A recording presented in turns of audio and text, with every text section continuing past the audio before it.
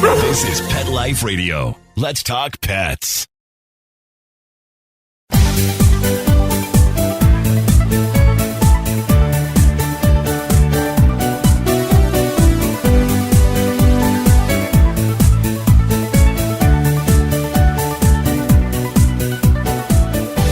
Hello, all my pet friends and pet parents, and hey, anyone else out there listening. Okay, today's show kind of near and dear to my heart because I love when companies do for dogs that need a little helping hand. It warms my heart more than you know. So I'm really beyond thrilled to share this next guest with you, and we'll be right back right after this short break. Does your dog itch, scratch, stink, or shed like crazy? Come to Dinovite for help. Order a 90-day supply of Dinovite. Dinovite for life. Pick up 2 tubes of Doggosuds. Get the 3rd tube free. Peppermint, tea tree, lavender, Doggosud shampoo. Made with all-natural coconut, jojoba, aloe. Great for healthy skin and soft, shiny coats. But no itchy, harsh chemicals. Lather up, rinse away. Try Doggosuds. Buy 2, get 1 free. At Dinovite.com. DINOVITE.com.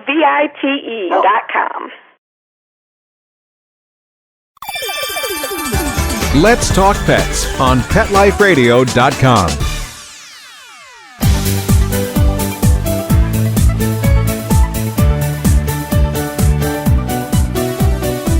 Welcome back, everyone. I'd like to introduce Henry Eshelman. He's the general manager at Dog for Dog. Welcome, Henry.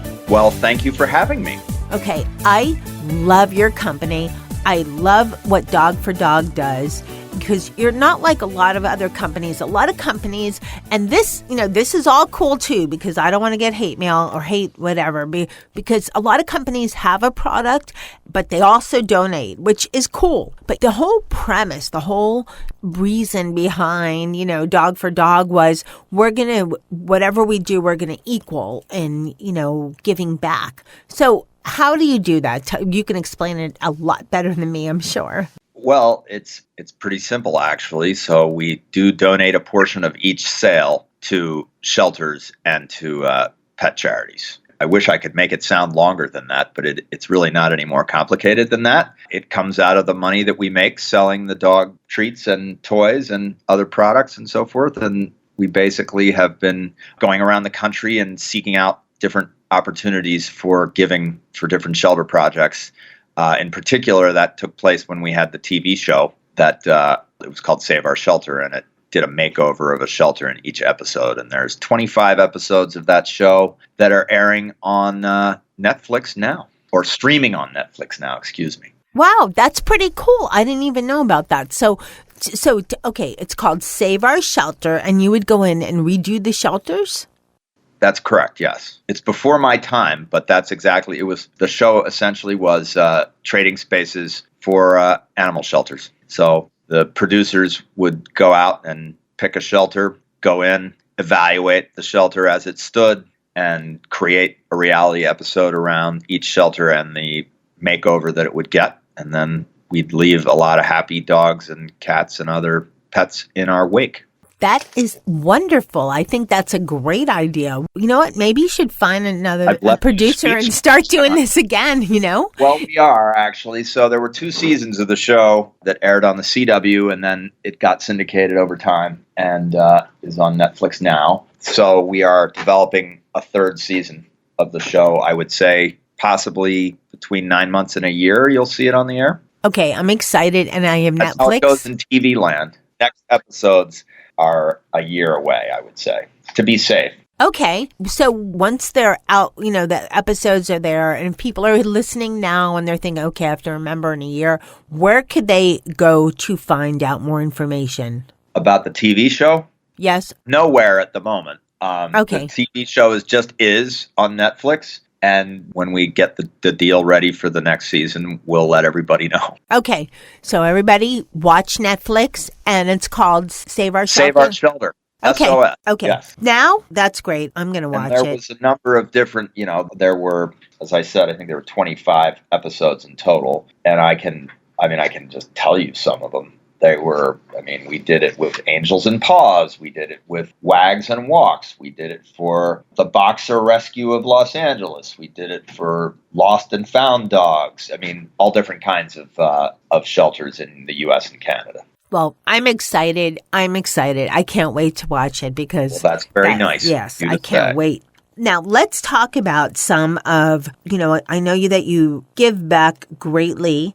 All these different shelters, and Dog for Dog has helped dogs in need for years. Yeah. And you also have a couple of unique supporters that are, they're celebrity supporters. They're all very different, but they all have a deep passion for kids. So that is correct. Right. If I can get it right. So Chelsea Handler, Michael Bublé and his wife, I hope my apologies if I mess up her name, Luciana Lopelota. That's about as well as I'd pronounce it. Okay. So I think you're fine. And Snoop Dogg, which, yes. Hey, it's in his name, right? It just makes, well, it does, right? It's rather alliterative. Yes. And I think he has been on Pet Life Radio. No, I haven't had the pleasure of interviewing him, but he was interviewed, I know, at some fundraisers in Los Angeles. And he has, I know, a true passion for pets. You have no idea. I think he owns a crazy number of dogs. Well, he's the pet parent, I should say, of a lot of dogs, right? Like a lot. Yeah, well, he is a big fan. How many does he have? I don't know. I'm fresh out of answers for that, as to exactly how many dogs he parents. I thought it was some crazy number, like 9 or 12 or something like that. Well, that would be, we have, at our home, we had 5 cats at one time, and people used to joke that was 2 more than the legal limit, and that in Los Angeles, you are limited to a certain number of parenting activities that you can conduct. But we're now back down to 4, so we're still over the legal limit. But and believe it or not, I don't have a dog of my own. You'll get one soon. Well, when I lived in Los Angeles, I had a neighbor with 6 cats. So that's not an unreasonable amount. Well, we have right now, my crew, there's 5 cats, but 2 are outdoors because they're kind of community cats, and then 2 dogs. So that's 7. That's a lot for kids. That's kind of limit. If I had a big ranch, a humongous ranch, I'd go adopt many more, but I don't. Well, we had one cat, Reggie. He lives under the house.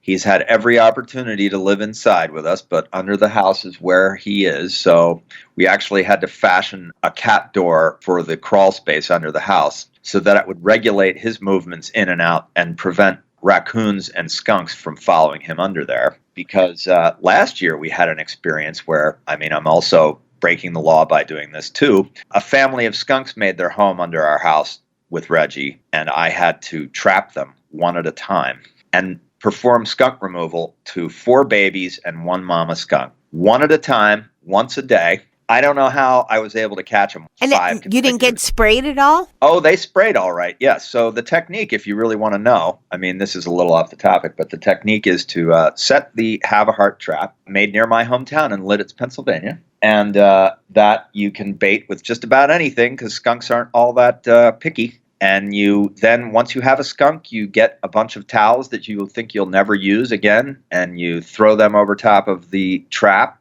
and then you take that stinking mess, put it in the back of your car, drive it to a remote location, and release the skunks there. Wow. And I thought I was adventuresome when I had to trap the 2 cats that live outside, Sammy and Jethro, because they were always outdoor cats and they're like community. When I trapped Jethro twice, he's the boy cat, I trapped a raccoon that was rabid because it was outdoor in the day, and it was not, usually when they're outdoor in the day, they're not in good health. And then I had to hire a cat trapper to get the mama cat because Sammy was way too smart to fall for that trap. Well, yeah, I was astonished you were able to catch a cat twice in a trap, because I can tell you Reggie came to our lives because I used to do and would still do some work for a group called Kitty Bungalow in South Los Angeles. Oh, wait. I had the opportunity of interviewing them. They do such great work. They do. They're TNR people, which I guess is, I'm busting out with stuff all over the place. Yeah, which is trap and release. Yeah, so I guess that there's some people who think that's a bad idea. But near our house, we encountered this family of ferals, and we called Kitty Bungalow, and they said, "Oh, we'll just trap them." And what I imagined doing was, okay, so you're going to give me 5 traps. There's 5 cats. So overnight, they're going to organize themselves to each go one at a time into those traps. No. And then I'll get them all, and then I will neuter them and put them back. So we succeeded in catching the mom and one of the babies. That was Reggie, and we went and got them fixed because they were broken. The mama cat was pregnant again, that little hussy. And anyhow, so we still have the traps in the family. I can tell you, I wish I could trap Reggie because he has something I want, which is balls. I'd like to have those so that he doesn't has any children. Anyway, well, we were supposed to be talking about dogs and celebrities. So yes, we are very happy for the support of those folks in the past. There is a famous episode of Chelsea Handler's show where she and Snoop are backstage and they are smoking pot. It's true. And they are also eating the dog treats. And so they're good enough for them. They're good enough for your dog, which is kind of funny because I come from a feed manufacturing family myself. My dad made animal feed and his dad and so on back to 1842. Wow. And my brother Thaddeus used to eat the Eshelman Red Rose dog nuggets. And my father would then go to a sales meeting and say to his customers, if it's good enough for my own family, it's probably good enough for your dog.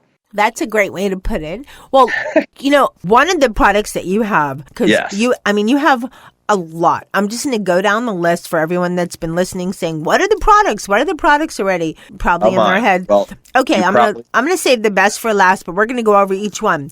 I know you have a lot of doggy snacks. You have toys, play toys, tugs and all that, tennis balls. We have a fine selection of toys. There are everything from tennis balls to every kind of squeaky shape you can imagine, whether it be a hippo, a giraffe, a raccoon, a deer, etc. So you can get your favorite prey animal represented in a chew toy from us. Then you have apparel. I saw for pet parents. Do you have it for pets yet? We do have apparel for pets. I'm looking through the catalog here, and I remember when we started out with this, the designers and licensees showed us some pet outfits, and I don't know if we've begun manufacturing them yet. We have decorative harnesses that have cute little pictures on them of dogs and bones and the kind of thing that pet parents would like. What else? I mean, you have a lot of accessories. You have a lot of travel accessories, bed, harness, bowl.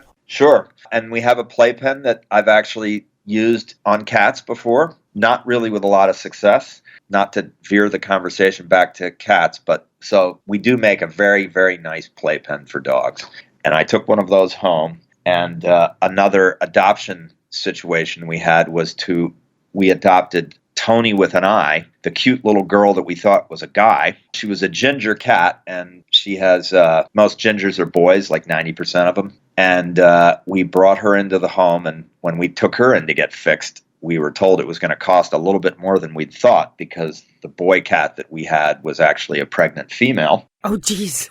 And so she was named after Anthony Bourdain because he had passed away the weekend before we got Tony. So Tony became Tony with an eye. And anyhow, so Tony doesn't really like the other cats in the house. And so one of the familiarization techniques we have used is to put Tony in the dog for dog playpen and expose the other cats to her. Well, Tony has learned to turn the playpen on its side and roll it like a hamster ball so that she can pursue the other cats with the same amount of diligence that she would if she were outside the playpen. But once again, I don't know, I've got this kind of cat-tropic conversation that we're having whilst talking about dogs. You must know by somehow my other show is Catitude, and so there you go. Well, that's come back on that show and we can tell cat stories. Yeah, we could. Yeah, that's a good idea too. Yeah. Oh, I have many because the Cat for Cat isn't far behind. Okay. Oh, great! That would be great. Okay, I want to talk about one of your products that on Best Bets for Pets. I've been doing the show since 2010. I've had so many products, but I've never, at least as my memory serves, I've never had a doggy peanut butter. Oh, well. Ever. And It is great if you want to fake your dog out, because I've never met a dog that does not like peanut butter. And Mr. Z on my test crew is so picky. You could bring him the best, like, crunchy bone or dental treat. No, he wants jerky. It has to be jerky, or like he loved your jerky or sausage kinds, all those things. But the dental treat, I had to, fake him out. I had to, first of all, he had to make sure his brother Nicky was okay with it. So he sniffed it and he was like, I like it, but I don't know. Is Nicky going to go for it? And for everyone's listening, and so, Henry, they're both rescues. One's Havanese. That's Nicky. He's like the warden, we call him. Okay. And then Mr. Z is a rescue, and he's like a 50-pound, like flat hair terrier mix, which I thought they made that breed up, but there is a breed, flat hair terrier and like border collie and something else. Yes, there are also flat-coated retrievers. It sounds like a joke when I first heard it too.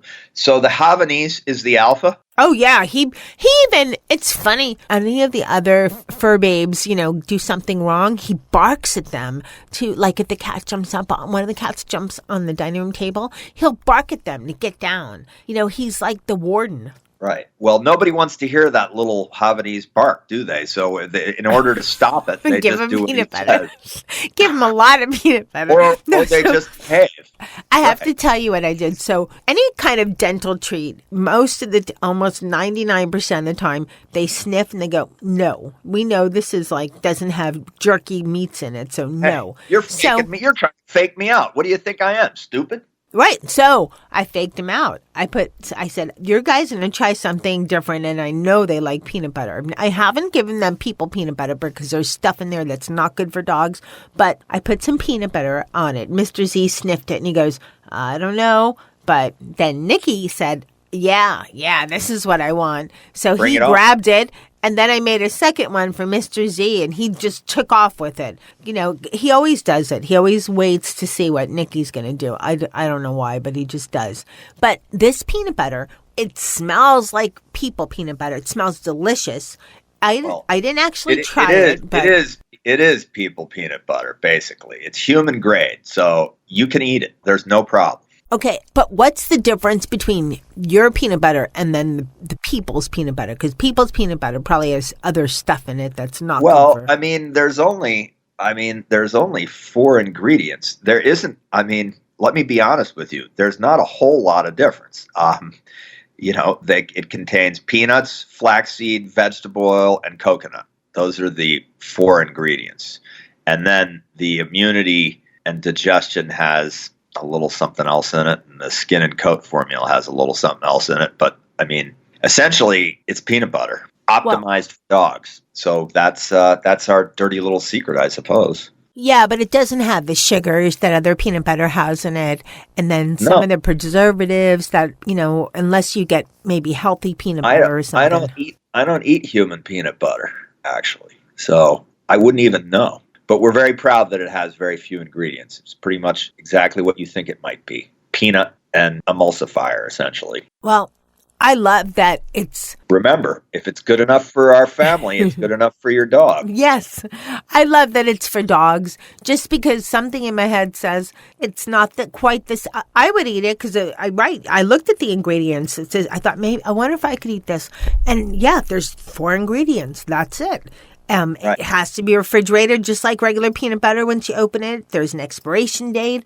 So, but I've never, just seen peanut butter just for dogs. I know you're saying it's similar, but still. And it helps dogs in need. So it has everything going for it. Yes.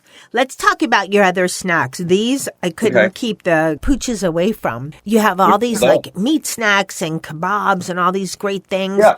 We have a number of different flavors. So there's essentially a bites range, I would say, which is prime cuts, the kebab bites, bacon sizzlers, meaty bones, dog wraps, and the jerky sticks. So those are all that range, and they're all very meaty. We have little mini treats, training treats that there's a chicken and a bacon one. And there's quite a range. Then we have 3 or 4 kinds of dental sticks. They look like churros, but they're actually a little harder than that.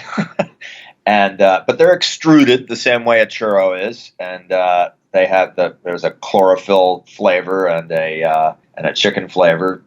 There's not really chlorophyll, it's parsley. And, dogs do like veg. I've seen dogs love carrots, for example. A carrot's a nice chew toy a dog can consume in its entirety.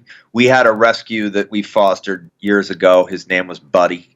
And Buddy used to like lemons. I mean, whole lemons. Wow. And he would chew on a whole lemon until it frayed. And then we'd take it away from him and dispose of it. And then he'd be waiting for the next one. So...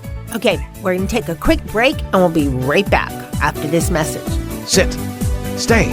We'll be right back, right after we kibble a little with our sponsors. Molly, here's your dinner. Zeus, that's not your food. Don't let that happen to your precious cat. Elevate your cat's eating experience with the Cat Tree Tray. The Cat Tree Tray keeps your cat's food off the floor and conveniently located on the cat tree.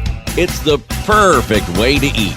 It's a beautiful wrought iron tray that easily attaches to your cat tree and keeps dogs and other critters out of your cat's dish. A must for multi-pet households. There's a 6-inch tray for large bowls and a 4-inch tray for smaller bowls.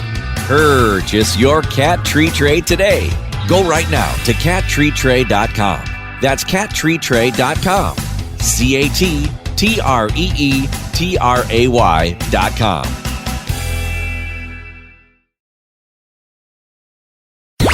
Let's talk pets Let's talk pets on Pet Life Radio. Pet Life Radio. PetLifeRadio.com.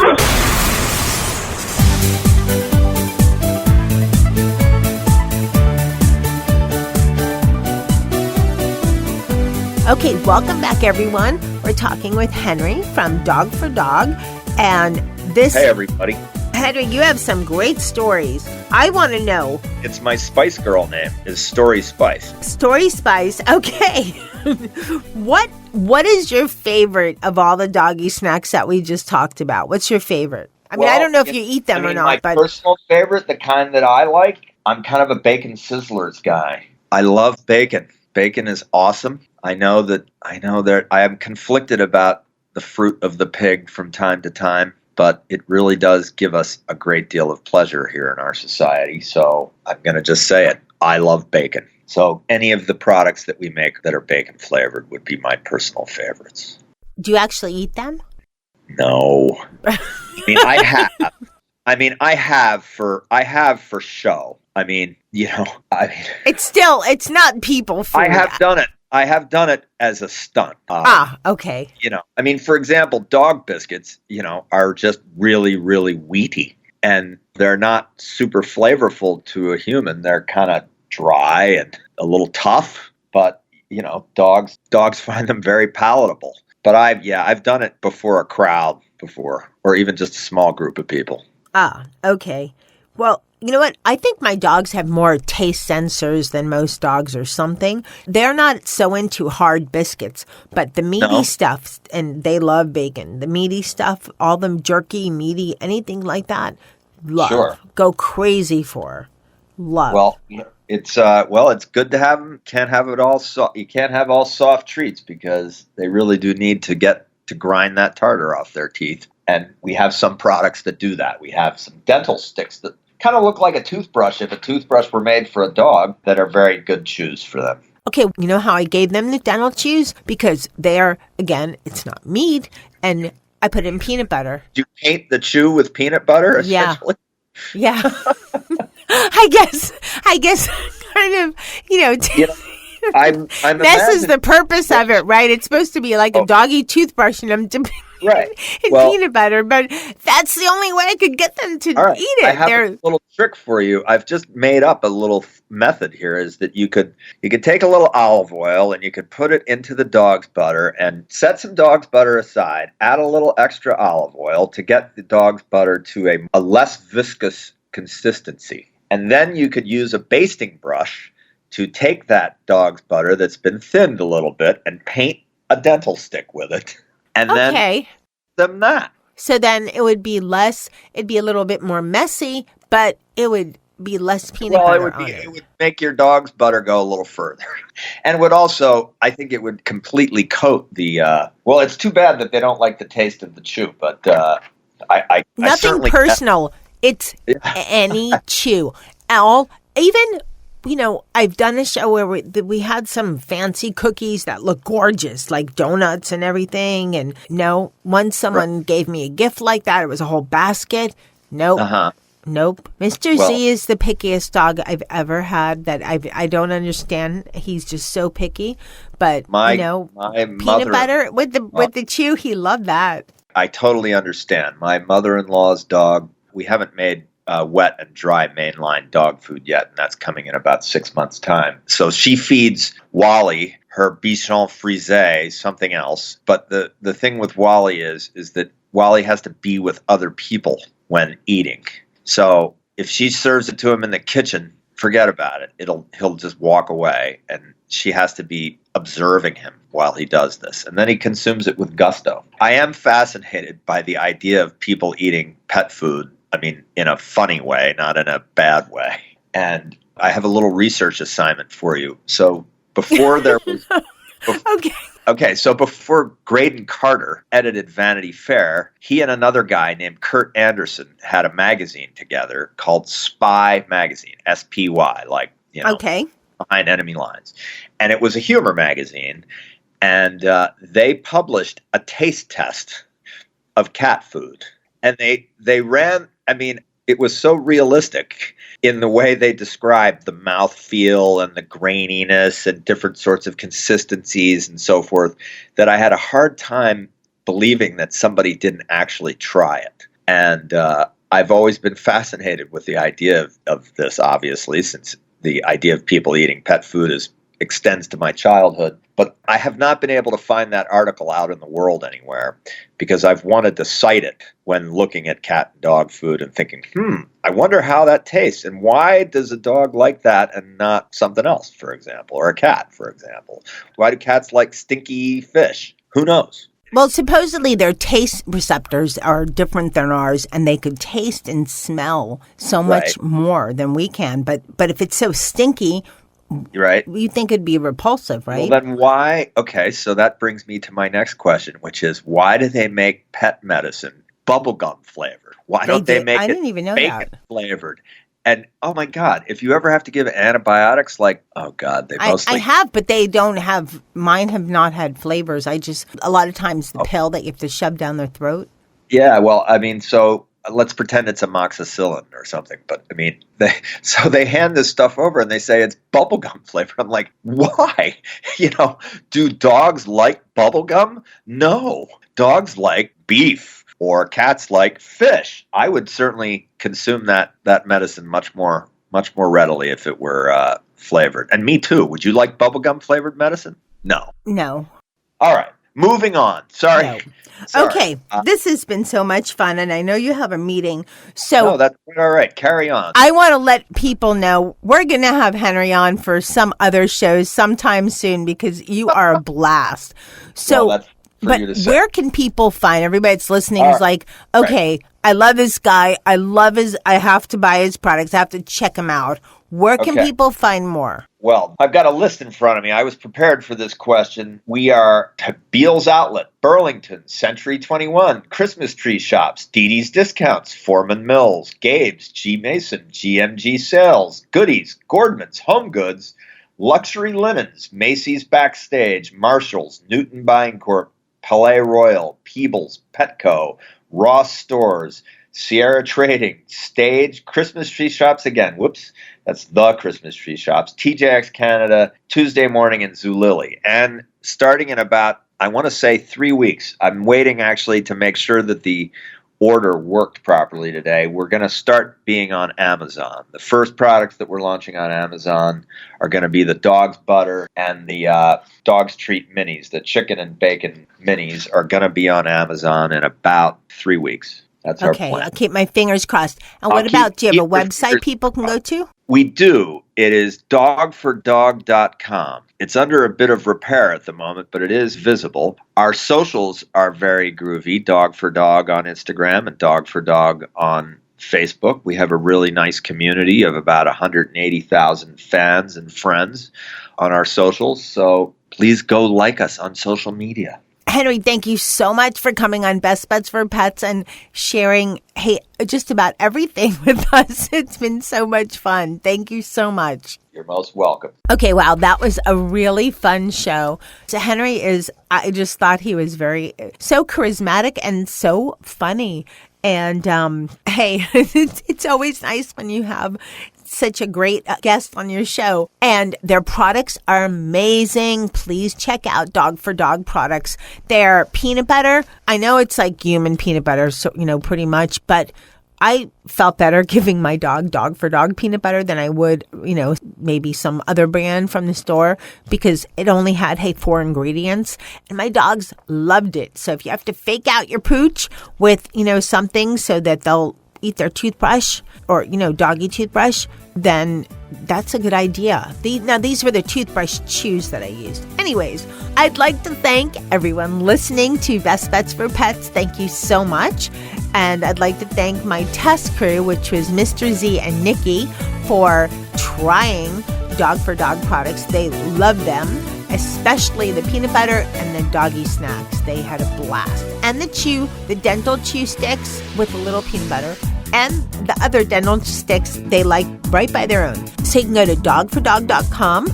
And everyone heard Henry's list. This Dog for Dog is available, just about everywhere, and soon on Amazon. And I'd like to thank, again, everyone out there that's listening. And, of course, my producer, Mark Winter, for making me and my guests sound great. Now, keep listening. We have so many more great, cool, interesting shows coming up. Let's Talk Pets, every week on demand, only on PetLifeRadio.com.